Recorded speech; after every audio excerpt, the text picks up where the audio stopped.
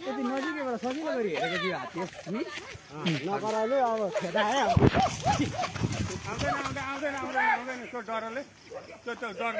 रिसाइरहेको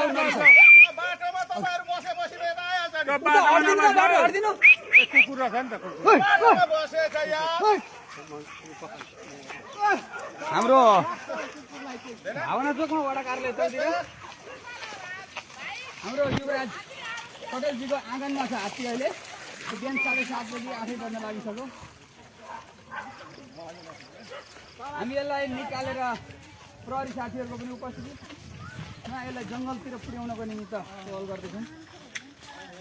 अगाडि सबै साथीहरूले छोडिदिनु है नरिसाउ न नरिसाउ हामी नबित्काइकन तिमीलाई पठाउँदैछौँ जाऊ